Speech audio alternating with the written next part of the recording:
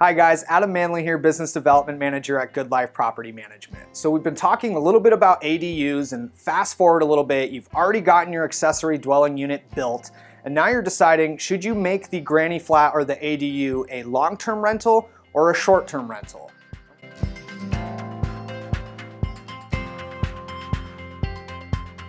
And we're here to talk to you a little bit about the differences with each, how every situation might be different for each owner, which one might affect you in a more advantageous way. So the first thing to keep in mind is frequency of communication. Generally with the long-term tenant, you put them into the property, they move in, and things will relatively be quiet unless you have a routine maintenance issue that comes up or maybe some type of dispute between the tenants. But other than that, it should be pretty smooth sailing once you get the tenant in.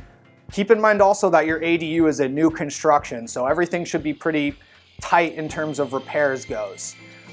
With a short-term rental, the frequency of communication is going to be much higher. Tenants are going to want to confirm move in and move out times, reservation times. There's going to be a lot more communication going back and forth. If they're unhappy with certain things, they'll have all of your contact information where they might have a property managers when you're using it as a long-term rental. So keep that in mind. You're going to have to be fielding a much higher number of inquiries as well.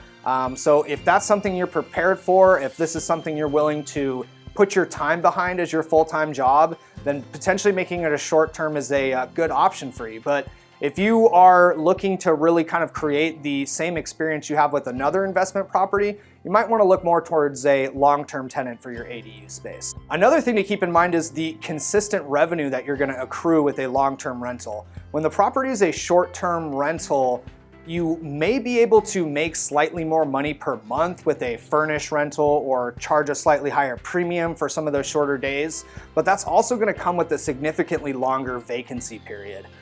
While people do go on vacation throughout the year, there are generally busier and slower times, so you're just going to have to work that into your forecasting and budgeting.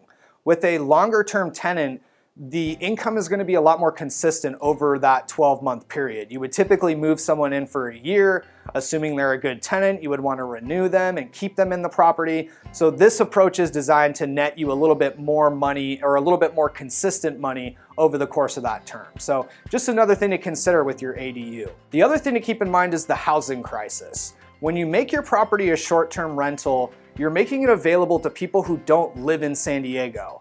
Those are people like tourists, people coming on vacation, and that's not a bad thing by any means. Everyone has their own right to do with their property what they want. But keep in mind that when you make it a long-term rental, you are actually helping the housing crisis. You're alleviating some of that stress for affordable housing units on the market. So consider yourself part of the solution there. So that's just also something to keep in mind. You want to be thinking about the greater real estate climate and how your individual decisions may affect that. Lastly, you also have to consider the different regulations that are involved making the property a short-term rental. There are various cities just within the city of San Diego that have specific regulations or that have outlawed them entirely, day restrictions. So it's very important that you need to stay on top of that in order to make sure you're going to make this short-term rental successful.